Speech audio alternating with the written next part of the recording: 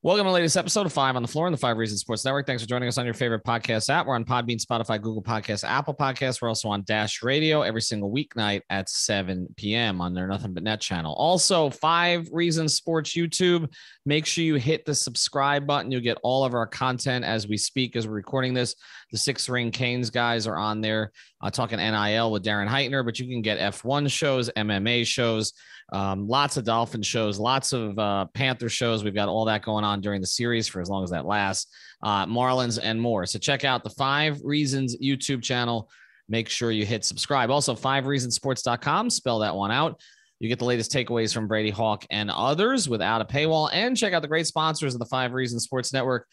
We got a new location for one of our sponsors, You Break Wheel Fix. Okay, youbreakwheelfix.com or You Break Wheel Fix on Instagram. Their main office is moving. They've actually just moved in May. They're just still in North Miami, but they're over on Northeast 18th Avenue East and Northeast 143rd Street. But the same great service, just a bigger facility because we've sent them so much business. Well, also others from the community have as well. But they handle everything there. They will fix your cracked wheels. We know what happens on the streets of South Florida down here as everybody's trying to get down to the Heat game and other places. So they can do that for you, but they can also do the powder coating for you, give you the fancy colors and all that stuff. You want the Vice colors, you want the Canes colors. They can do all of it for you at You Break Wheel Fix. And if you mention 5 Reasons to Mark and the team down there, you'll get a discount as well. They also do the loaner cars too, if you need that while you're getting your car fixed or your wheels done. So check it out. You Break Wheel Fix. It's youbreakwheelfix.com. Again, or on Instagram at You Break Wheel Fix, and check out all the great work that they do there in a brand new facility. And now, tonight's episode. Yeah. 5 on the floor, ride for my dogs. Where here's the thing, you can check the score. Hustle hard, couple scars, wearing bubble frauds. Just like Butler said, you in trouble, y'all. Kept the floor playing, got it all banned. Y'all seen the block, stop with one hand. And Pat, we trust, it's power, have the guts. We're here to bring the heat, y'all can hang it up. Welcome to 5 on the Floor, a daily insider show on the Miami Heat and the NBA, featuring Ethan Skolnick, Greg Sylvander, and Alex Toledo, plus others from the 5 Reasons Sports Network. All right, Ethan Skolnick back on 5 on the Floor. Here's tonight's floor plan. We gave Brady the night off tonight. I just want to clarify that's what actually happened. He has not been put in a basement by the Miami Heat because he asked a question of Eric Spoelstra last night that got a little too close to the Heat strategy. So Brady is fine. No concerns about him whatsoever. He's just not joining us on the show tonight. But we do have Greg Sylvander. I think he just disappeared. Maybe he was taken by the Heat. And we've also got Alex Toledo. You can follow him at Tropical Blanket on Twitter. And we're going to be one topic tonight. That's it. We're going to, I know obviously adjustments and questions. If you want some of that stuff, I did it all on Starting 9 on the YouTube channel. You can call all that up. I took about 50 questions there about rotations and everything else that's going on. But we believe that Jimmy Butler deserves his own episode. Okay. I watched some of the 4-letter network's coverage today. And as I'm watching their coverage, there is no mention whatsoever of what are the 76ers going to do to stop Jimmy Butler. And this is odd to me, because Jimmy Butler is playing at a level that only 2 guys in Miami Heat uniforms have ever played at in the playoffs, LeBron James and Dwayne Wade.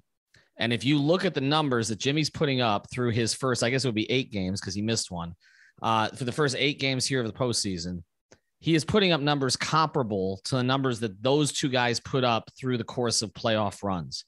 In fact, if you go to the 2013 season, which was not LeBron's best playoff run statistically, but was him at the peak of his powers. That was his best season, okay, overall. Jimmy Butler's numbers through the first, again, 8 games of this postseason for him are better than LeBron James's were over the course of that postseason. From an efficiency standpoint, from an overall scoring standpoint, from a steals standpoint, he's a little below him in rebounds and assists, but not much. He is basically playing the LeBron James level for the Miami Heat, and the national media is paying absolutely no attention to it. In my view, he has been the second best player in the postseason from a two-way perspective behind Giannis, okay, who's playing as we speak right now and trying to survive his own series. He has been better than Luka because he plays defense. He has been better than Jokic overall, because he's still playing. Let's start there. Okay, although obviously Jokic has played extraordinarily well. He's been more consistent overall than Jason Tatum. And then you look at Chris Paul, who has had tremendous moments, but also a couple of doozies. Booker missed some time. Steph Curry took a little bit of time to warm up. And John Morant obviously was terrific, but he also had some down moments, and now he's out for the rest of the postseason. Jimmy Butler also, and I'm going to turn it over to you guys on this one. Of the top 20 scorers in the playoffs so far, this will tell you how this has become a young man's league, okay? Only 5 of the top 20 are 30 years old or older. This was a league that was dominated by guys in their early 30s for a while. There's no LeBron this year, okay? KD's out, obviously. Jimmy Butler is leading all players 30 years or older in scoring, just ahead of Steph Curry going into tonight, okay? The only guys who are on that list of the top 20, 3 other players who are out already: Kevin Durant, CJ McCollum, and Kyrie Irving. He's playing at an ungodly level right now, guys. And I'll start here with you, Greg. I mean, we have this characterization. Is he a superstar? Is he not a superstar? If he's playing better than all of the other superstars when it matters from a two-way perspective, his team is winning. His team has the top net rating in the playoffs coming into tonight. What exactly do you have to do to be a superstar? Hit step back threes? Dunk a lot? Like, what exactly is he missing? I guess a little bit of drama to some degree. I don't know what exactly it is, but I guess I'll say this. I don't know whether you want to call him a superstar, but he is one victory away from, and this is a hot take, y'all. If they advance to the Eastern Conference Finals, and in the 3 seasons that Jimmy Butler has been here, he's finals with the performance that he had in the finals. Yeah, that and then the Bryn Forbes year. And then back to the Eastern Conference Finals at this elite level of playing, you're starting to move him like Dwayne, LeBron, Jimmy as the 3rd greatest player to ever play for the franchise. Like, that's where I'm at. And I don't know if that's a hot take or not, but I mean, Alonzo didn't necessarily have the offensive ability to carry a team to the conference finals the way that Jimmy is. Obviously, Tim didn't. Even Dwayne in some of the height of his powers couldn't get past the Celtics in an opening round. I know that this is a much better team, so I'm trying to compare more apples to apples scenarios with all of the Heat greats. But truthfully, for me, it's like LeBron, Dwayne, and then now we're going to start talking about Jimmy in that conversation, which is crazy that he's left that kind of imprint in such a short amount of time. Alex, I want to get with you to the things that have been most impressive specifically, but since we're on the subject of Dwayne and LeBron here, I want to go through some of this. And again, we've left Shaq out because the reality is that, in the 2006 playoff run, he was not a focal point. In the 2005 playoff run, he was for parts of it, and at times was more impactful than Dwayne was. And obviously, we know how that thing ended with Dwayne getting the ribcage injury and Shaq being upset he didn't get the ball more from Stan in the last game. But it really is. This is about 2 guys, okay? And it's about 2 guys. So let me go through here a little bit some of Dwayne's overall playoff runs, okay, and LeBron's, and just to put this into context of what Jimmy is doing. All right, to me, okay, from start to finish, the best playoff run, and I think most would agree with this, was 06 with Dwayne, obviously because of the way it ended and sort of the monumental finals that he had, okay, and we're talking about 23 games there that he played during that postseason. He averaged 28 points, 6 rebounds, and 6 assists on 50% shooting. Okay. Yeah, he was better. Of course, over the course of 23 games. But Jimmy's scoring average is right there. Again, smaller sample size, 8 games. But so far, right there with Dwayne's. Because, yeah, Dwayne went nuclear with whatever, the 34.7 in the finals, but he was below that before he got into the finals. So 28.4, 6, and 6. Jimmy is at 29, 7, and 6, right? I think that's the number right now. with a shooting percentage that's actually better than Dwayne's was. Okay. I know he operates a little bit differently. And a 3-point percentage that, by the way, is exactly the same. And a free throw percentage that is exactly the same.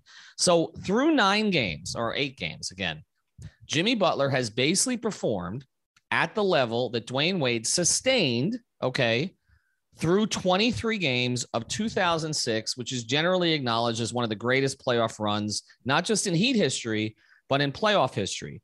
Now, if dirty to me, keep talking dirty. Well, to me. If you go back to the previous year, which was the 05 thing, that was, again, short-circuited by Dwayne's ribcage injury. That was sort of Dwayne's playoff breakout. Obviously, the first year and the big shots in the first round and the runner in the lane and the three-pointer and all that he did against the Hornets. I get it. But, again, he was a rookie and that first year, and he wasn't even on the floor at the end, as we discussed yesterday. You know, Stan pulled him off the floor at the end of that series against Indiana.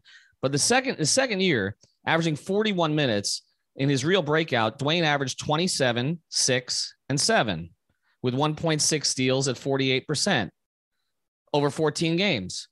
Jimmy Butler is having a playoff run statistically that is comparable to Dwayne Wade's 2005. That was the other one. Now, Dwayne had 2 others that jump out, 2008, 2009, and 2009, 2010, with apologies to Quentin Richardson and Michael Beasley and Udonis Haslem. He was basically a one-man team. Okay. He averaged 29 the first year, being a one-man team, 29, 5, and 5. And he averaged 33, 6, and 7 the second year. But he only played 7 and 5 games because he got eliminated in the first round. And I'm not throwing any of Dwayne's, big 3 years. The first one was great. Okay. And he would have been finals MVP. He 21 games. He averaged 25 points, 7 rebounds, and 4 assists. But Jimmy, again, smaller sample size is better than that right now. And then I am going to get to Alex on this because I want him to weigh in, but I just want to, just for context here. Okay. LeBron James. All right. In these playoff years that we're talking about, okay, that he was with LeBron, that he was with the Heat, his 4 years here in Miami. I'm not going to get into the other years, 2016 with the Cavs or anything along those lines. Yeah, we don't care. We don't care, right? They didn't happen. But here, okay. I got suspended. Exactly. Okay. The first year he averaged, this is first year in Miami, 21 games. He averaged 44 minutes a game. Spo played him 44 minutes a game over 21 games. Okay. What's Jimmy averaging? 36, I think, something like that. So basically 6 fewer minutes. LeBron in that first year averaged 24, 8, and 6 on 47% shooting. Okay. Jimmy's numbers are better. Second year was really, even though it wasn't the Heat's best year, their first championship, LeBron had his best statistics during that playoff run. He averaged 43 minutes, 30 points, 10 rebounds, 6 assists on 50% shooting. And then again, the year where he was at the peak of his powers, 2012, 2013, he had the Ray Allen year, 26, 8, and 7. Okay, on 49% shooting and 38% from 3. And then the last year with Miami, he averaged 27, where he was alone a lot of the time. He averaged 27, 7, and 5 on 57% shooting. Okay, here's my point. I'm not saying, Alex, that Jimmy Butler is better than LeBron James or better than Dwayne Wade. What I'm saying is kind of what Greg is saying. The statistics bear it out. He's doing this in wins. Okay. I mean, the Heat have won so far. What are they? I mean, 4-1, 3-2, right? So, I mean, they're 7-5 right now in the postseason. Or, excuse me, 7-3 right now in the postseason. And so I guess Jimmy has played the 9 games. He's playing at their level. If LeBron was doing this in Miami, they would be devoting shows to it. Jimmy can't get a segment. All he's getting is, first take screaming, culture and South Beach, and the fans are late. Like, why is he not? First thing, I mean, you watched LeBron and Dwayne during those runs. Is this comparable? And why is Jimmy not getting the respect that they did? It's comparable in the sense that he's giving you a lot more like those guys. He's playing a lot more like those guys than I think a lot of Heat fans could have imagined when he first got here. We saw what he did in the bubble and in the finals when he had to take it up another notch. So it's something that we've seen before. But as far as the first 2 rounds, just kind of blitzing through every game, being the best player in the series when people thought Trey could have been the best player in the series, in round one. And many people would still put Embiid and Harden above Jimmy in a, if they were ranking players, even though that's not where I'm at. I feel like a lot of people would have said, even though a lot of ESPN guys and a lot of national people picked the Heat this time, like that wasn't necessarily the story. It feels like they only did that because of kind of what the Heat have been all year, as far as kind of being around the 1 seed the whole time. It feels disingenuous. Like what you're talking about, all they talk about is culture and South Beach and, who's got the best player in the series and all that stuff. And it just doesn't translate to actual basketball and what's going on the floor. Jimmy doesn't have a pretty game. He doesn't have an aesthetically pleasing game. They don't call him the most skilled player ever like they do Kyrie, because they like his crossovers and step backs. And look, man, guys like Kyrie, Tatum, anybody else who's got all those cool moves to their game, that's great for them. Jimmy gets by doing what he does and dominates doing what he does. When you're just at the top, like when it comes to attacking the rim, defending multiple positions, being an elite help defender, being a great passer, being a great rebounder, like the dude plays with high IQ. He's giving you a reasonable microcosm of what Dwayne and LeBron did those years. Now I get the statistical comparison, which is really, really, really impressive, but it's also, what I'm going to say, there's just a lot more possessions being played right now. So it's hard to to try to compare those two. It's two different eras, but regardless of that, what Jimmy's doing is extremely impressive. And I just think, maybe they'll start giving him credit if they make another finals run, and then they just can kind of get rid of that whole bubble run narrative. But other than that, like, he's just going to keep doing his thing and keep saying the same thing after post game, being Jimmy Butler. Well, I get what you're saying about the possessions, but again, this is not a team that plays with a ton of pace, so they don't necessarily rack up, a crazy number of possessions. No, but just the average possessions and offensive rating and all that, it's just way higher than it was back then. Even with the Heat being at the bottom, I bet if we were to compare the two, it would be miles apart. But regardless, what Jimmy is doing is, like, you can't say anything about it. He's been the best player in pretty much every game, in both series. And you can make a case that he's been one of the top 3 players, if not better, throughout the whole playoffs. But here's the other thing. I mean, if we're going to do apples to apples, and I get what you're saying about, again, it being different than it was then, but I mean, he's fourth in playoff players in scoring. So, I mean, even comparing him exactly to the modern era, he's up there, and he's not considered, to be a scorer to the extent that, I thought Tyler Hero would lead him in scoring this year, and almost did. Jimmy just basically nudged across the end line against Tyler by percentage points. And again, I'm looking at this. I just want to read this one more time in context. And I pinned this to the 5 Reasons Sports account. Jimmy Butler's numbers in this playoffs. Okay. 28.3 points, 7.6 rebounds, 5.6 assists, 2.2 steals on 44, 37, 82 splits. LeBron James in 2013, again, peak LeBron. Okay. Not 32-year-old LeBron, peak LeBron. Okay. LeBron at that stage was what, 27 going on 28, yep. I believe. Okay. Or just roughly that. 25.9 points, 8.4 rebounds, 6.6 assists, 1.8 steals, 49, 38, 78 splits, while playing 3.5 more minutes. Actually, I'm sorry, 4.5 more minutes than Jimmy did. So, I mean, even when we're talking about pace, LeBron was on the floor more. Spo didn't let him rest. I mean, Spo treated him like Tibbs would have treated Jimmy in the playoffs, or did treat Jimmy in the playoffs, right, Craig? So, but let me pivot back to something Alex said there. We keep saying this, and Alex is right, because this is the excuse that's used, that, Jimmy doesn't have a sexy game, so to speak, right? Like, I mean, he's not a high flyer. He's not an elite 3-point shooter. And those are the two things that get highlights, right? Steph Curry, 3-point shots from 32 feet and dunks. Okay. So, I mean, backing someone down in the post and shooting a little midi over them. Okay. Or, flashing it for a steal, and creating an opportunity where he kind of just gets above the rim to dunk. Like, nobody wants to pay attention to that stuff. But here's the thing I don't understand. The national media and fans claim that they love these kind of stories, right? They love the hard work story, the come from nowhere story, the guy who wasn't entitled to everything, right? One of the issues with LeBron is not that he was entitled to anything, because obviously, if you know his upbringing and everything that happened with him, and he's a miracle, okay, and what he's accomplished. But again, he had a tattoo of Chosen One, at age 17, and he was on the cover of Sports Illustrated.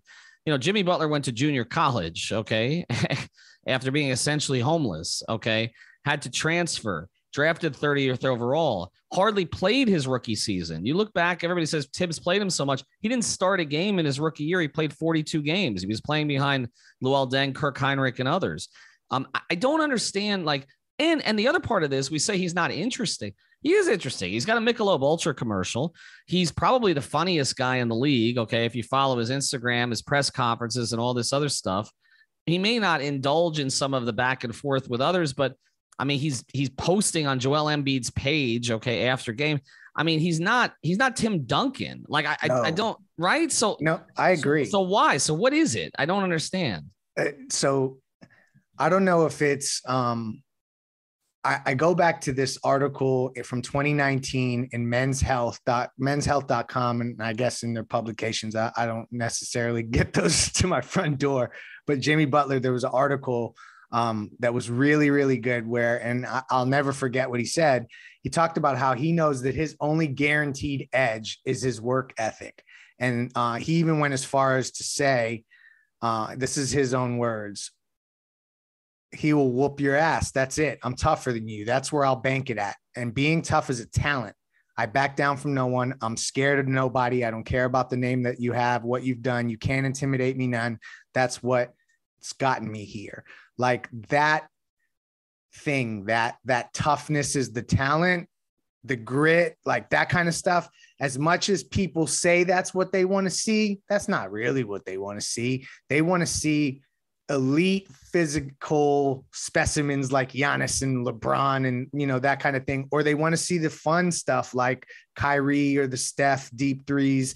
I don't know how the hell people think Harden has a fun game. What is wrong with you folks? But like, otherwise, I that's the only thing I can think of. And then the fact that the Heat keep it so buttoned up tight that it's not a situation where there's a lot of drama, a lot of like tabloid kind of nonsense. So it's just not the kind of thing that they can feast upon in the same way. Maybe the access is not the same. I mean, Ethan, could that be it? Because like, I do think that's a part of it. I think the access to him, I was told by a couple of my friends who work at ESPN that one of the reasons that they don't focus on the Heat more is because they're not given players like other teams give their players to the national media.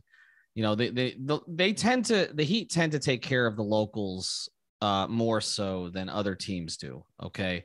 With that said, I'd love to have more of the guys on our podcast. So for those who are listening, we'll certainly take players between this round and the Eastern Conference Finals if you want to offer any of them to us. But they don't, they run a tight ship, but they let guys be themselves. Like I've never had situations with the Heat like I would have at the Dolphins. Okay. There was concern with like Michael Beasley and Hassan Whiteside, like where you would always have an extra media relations person, one of the guys that we know standing over them just to kind of make sure that certain things weren't said. But the Heat don't typically like shut down pressers or that kind of stuff. Like trust me, I can't tell you how many have been shut down when I was covering the Dolphins. Okay. Over various regimes, whether it was the Saban regime or forward. Okay. The Cam Cameron regime, the Gase regime, it's just different situations. So they're more professional. They're more open with the locals, but they don't necessarily hand stuff to the national guys. So that's part of it. They don't give them a ton of access. They don't trickle out a lot of information like the other teams do. Like some of these teams are sieves and the national media likes that. But I can tell you that one of the things that was said to me was that there's some national media guys who've requested Jimmy for stories and they don't get him. That's their thing. So then they just throw up their hands and they decide they're not going to cover the Heat because they're all ours. Right. Well, because they're not getting, and I'm like, well, did you ask for Bam? Because I feel like they used to get him when he was like on the Bulls and stuff. I remember he used to like there was profiles and features written on him when he was first coming up by like Andrew Sharp, Ben Golliver. Well, he was the counter to Rose in a lot of ways because Derek got the lion's share. Derek and Joakim Noah, who obviously was very media friendly. Okay. They got the majority of the attention up there. And then Jimmy kind of came from nowhere to a certain degree. Again, he was the 30th pick and his personality kind of developed sort of over time there. And in talking to guys who've covered him for a long time, who got to know him, they saw that evolve over time. Okay. Where, Jimmy became more the Jimmy that we sort of know now, but he doesn't go out of his way. Look, we've talked about this. Jimmy doesn't do a ton of stuff in the community down here. It's more back in Chicago. And part of this is COVID. Part of this is, I think, he came in and then all of a sudden COVID shut stuff down. The reality is LeBron didn't do a lot of stuff in the community here. Okay. Not like he did it, but back home. I mean, Dwayne, Zoe, Udonis, they were here. The others, not so much. And so I think that for Jimmy, the profile of him, there just hasn't been as much done. There are some national outlets who've gotten some time with him, not a ton. We haven't had him on the pod, even though obviously we've discussed him a lot. So I think part of it is the national media kind of got tired, or at least the guys I've talked to got tired of requesting him to a certain degree. And then they decided there was nothing to really cover on the Heat. I mean, we saw Israel just did a really nice piece on Tyler. That's the only, we've seen a couple on Bam. I know Zach Lowe's done a couple on Bam. But other than that, you don't see the national guys do a ton of stuff on here. So I think the access is part of it, for sure. But to argue that you don't have a personality to write about or to do a show about, he's like to focus on. He reminds me of Chris Bosh a little bit. And I didn't mean to cut you off, but like, I just wanted to sneak this in here. Like, for people that say he doesn't have personality, you're so right. He's not Tim Duncan. He's like a mix of Dwayne, Udonis, and Chris Bosh. Like the way that he can articulate himself and be funny and be tough at times, and like all those different, wear those different hats and be himself, be just unapologetically himself, is like something that I think is super genuine and cool.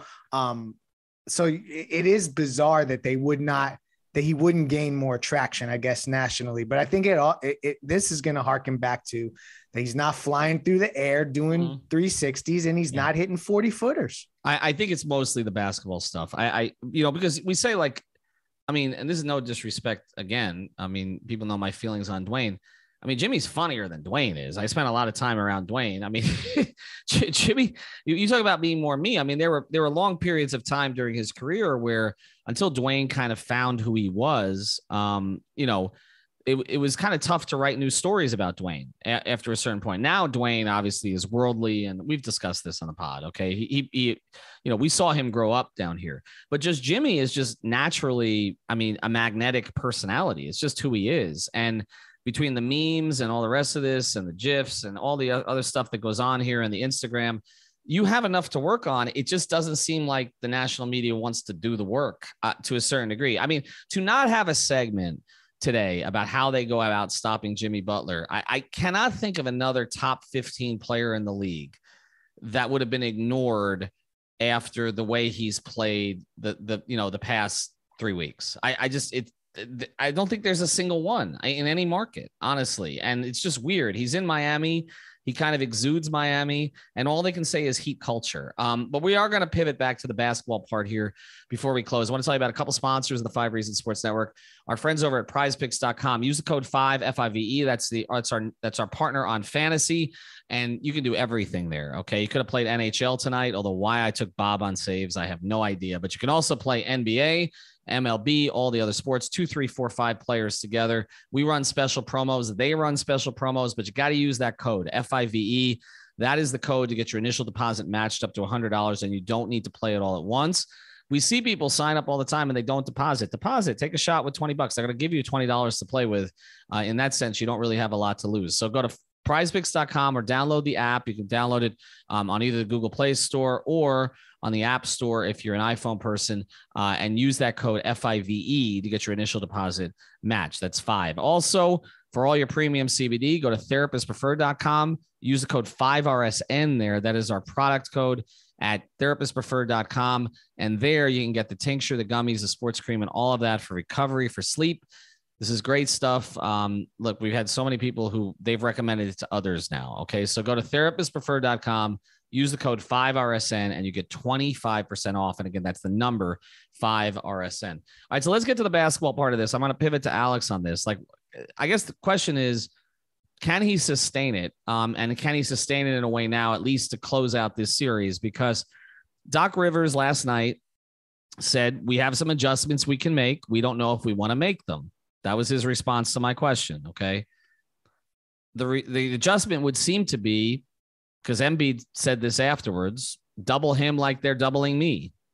I mean, the Heat are doubling Joel Embiid because they're concerned about what he can do against them. So at this point, you would think that you would double Jimmy Butler because you're concerned about what he's already done. But it seems to me a little bit, just to go back to 2006, which I know is a team that you liked quite a bit, Alex. Avery Johnson, until the end against the Miami Heat, until the end, he doubled Shaq. Okay. Shaq was not the force that Dwayne Wade was at that point, but he doubled Shaq and Dwayne went nuts. In this series, they're not doubling Shaq. They're doubling Tyler Hero. No offense. I mean, he's not Shaq. Okay. And they're doing so in a way that's allowing Jimmy Butler to get loose. Like, don't you have to make an adjustment there? Yeah, I think you do. I just don't. I answered your poll today because I know you put that on Twitter. I thought that was a good poll, actually. And I think at that time it was overwhelmingly yes. I think it was like 70% yes at that time. That was a few hours ago. But I thought that was interesting because I just think doubling Jimmy, maybe once or twice. But like, I just think that makes the offense so much easier for the Heat. Like, they're good at making easy reads, and you're just making the reads very easy for Jimmy if you're just going to send a second guy at him. Or I think they're going to see some adjustments to how they play him, is probably sending a little bit more help than they have, specifically when he starts kind of, doing his thing. He might be turning the corner, but I don't think they're just going to send two at him every time. I think that's crazy people talk because I think the Heat are going to have open shooters every time. And I don't think Doc Rivers is going to, I just think like that's so the opposite of what he's been doing this entire time. We're like, I actually kind of respect their game plan because they're kind of like, okay, Jimmy, you score as much as we want, but that's not what the Heat want to do. Their blueprint is more, I think, towards what they did last night, where a lot of guys are in double figures. Jimmy might be the best player, but he's not doing everything on offense. And so, go ahead. I was going to say the adjustment plays right into the Heat's hands. To your point, Alex. Like exactly. Like the whole reason why they're leaving Jimmy is that it's all those other parts that the snipers outside, and you got Tyler Hero obviously doing. They've put so much emphasis on Tyler. It's just unbelievable. So you're playing into the Heat's hands if all of a sudden you say, "Hey, Jimmy, go do what you actually are pretty natural at and be a facilitator." Tyler Hero needs a good confidence builder before the conference finals. I'd love if that's Doc's strategy. I just don't know that he overcorrects to that degree. But Ethan, to your point, he's got to do something different. So whether they just are going to flash doubles maybe early in the game, or maybe not do it initially and then deploy it later. Like, I do think that they're going to do something different, but I don't know that they can do wholesale like blitzing Jimmy. Like, that's not going to work so well for them, I don't think. I did get he's just a much better playmaker than Tyler too. That's one thing I think that's become even more clear this playoffs. Like, they're on different levels when it comes to playmaking. Like, Tyler just hasn't been good at making those reads off of blitzes yet. And I think it's definitely gotten in his head. And I just think the game plan is a good one because the Heat were the best 3-point shooting team in the league, like number one. And we know that their best players don't shoot, but they get their offense going with the threat of their three. So I think Doc it kind of makes sense, but it only works when the Heat aren't just absolutely murdering you from the three. Well, I did get a little background on this, and I can tell you that Jimmy is surprised that he's not getting doubled more. And I know I get it. He kind of made that off the cuff comment yesterday that I guess I'm not as good as Tyler, because there was some joking around at the press conference and all the rest of this, but he did expect to see more doubles. That's my understanding. And as far as prep for this series, as I did a little background today, he really didn't do a whole lot different. But the way that it was kind of put to me was that he can't play at this stage, because we talk about age with him and how the contract is going to age and where he is. He can't do this for 80 games anymore. Okay. And we've seen like getting to the 70 number for him is probably going to be unlikely over the course of this contract. All right.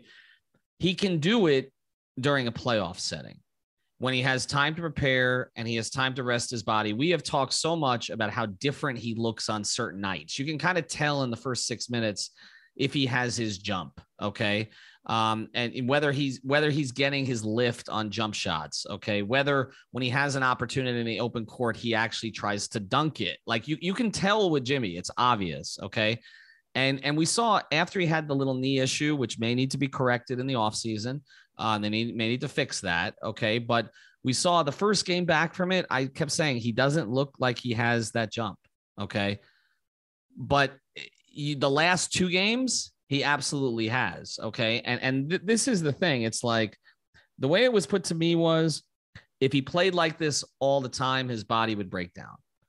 But when he has time to rest, recuperate, prepare, go through his stuff, and really focus, someone used the word locked in with me today. And I said, stupidly, because I know we don't want to go back to last year on that, but it is kind of where he's at. Like he needs these challenges where he really goes through the scouting report and understands it, and also understands his body and how he needs to get it ready.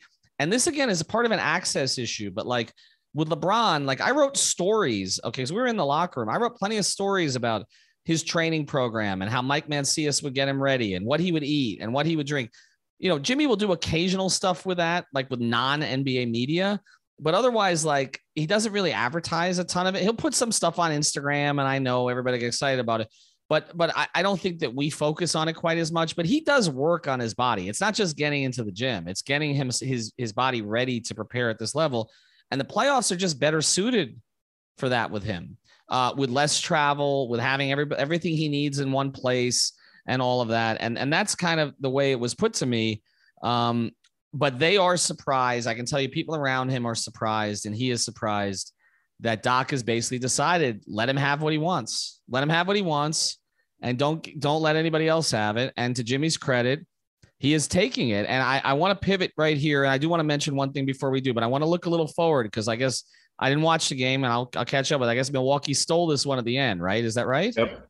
Okay. So we may be looking at a Bucks matchup in the next round if the Heat get past this, right? Now they're going to Game 6 in Milwaukee. I want to ask one question of both of you guys when we come back now that's the possibility, because this relates to Jimmy Butler. Before we do, I want to tell you about one more sponsor here of the 5 Reasons Sports. Well, I want to tell you about 2 things. First, I want to tell you about Off the Floor. You guys should be subscribed to that.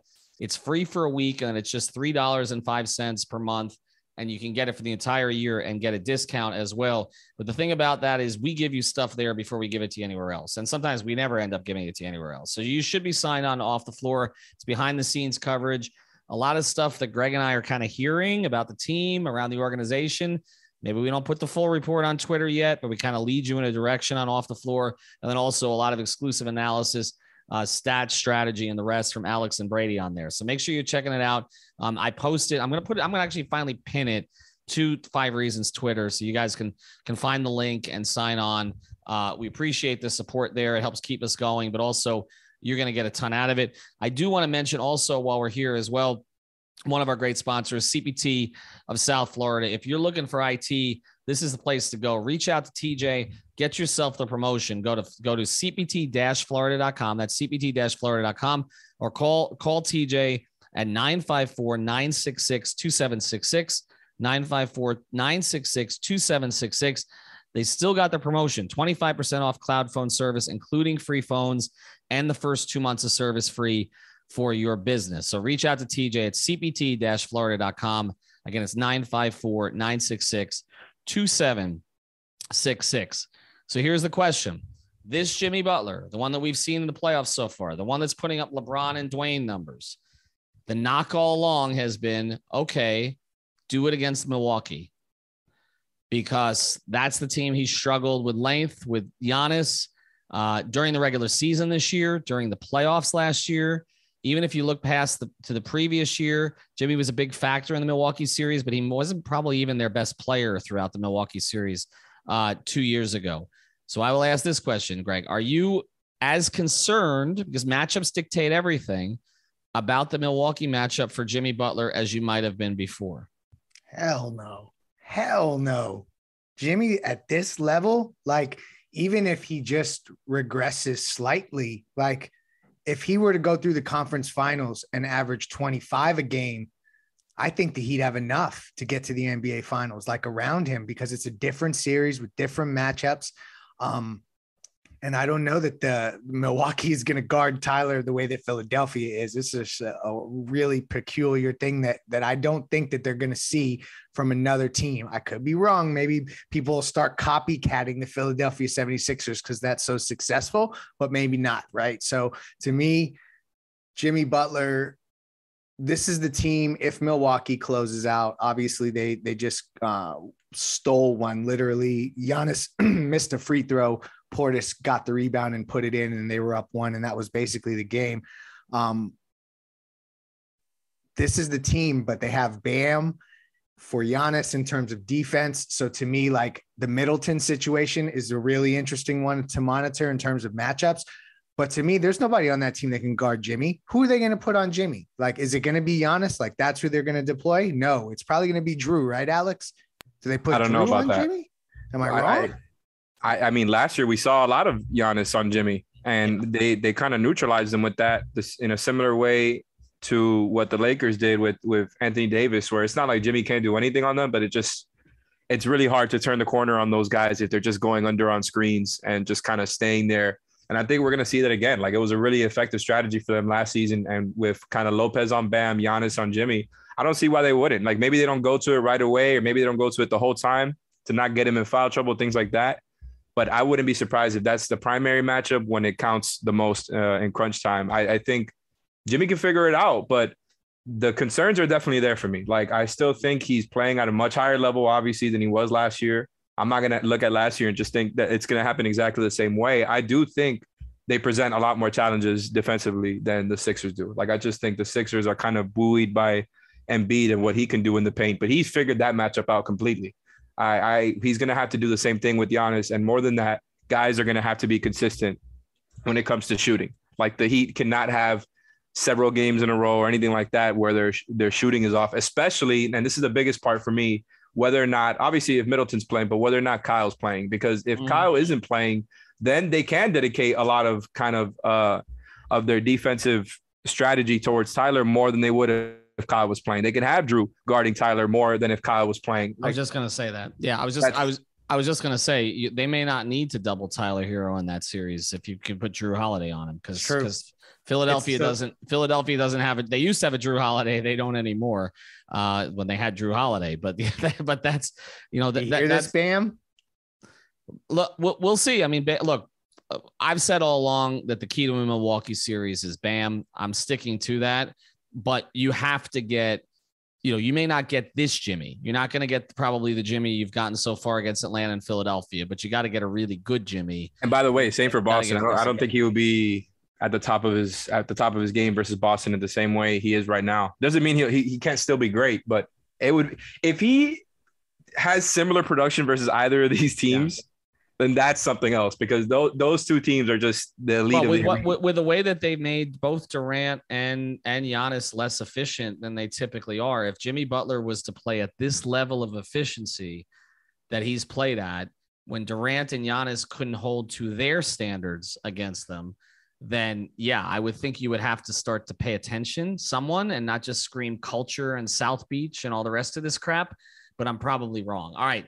They got to get past Philadelphia first. We're going to do Before Floor and everything else on Thursday night. So join us there. It's an early game, I think, isn't it? It's a 7:00 start Thursday night. So actually we'll be on Before Floor at 6, post up 5R, pace and space. Subscribe to Off the Floor. Thanks to our sponsors, prizepicks.com. Use the code 5, therapistpreferred.com. Use the code 5RSN. Check out cpt-florida.com for all your IT needs, and youbreakwheelfix.com at their new facility. Have a good night, everybody. Culture. Thank you for listening to the 5 on the Floor on the 5 Regional Sports Network.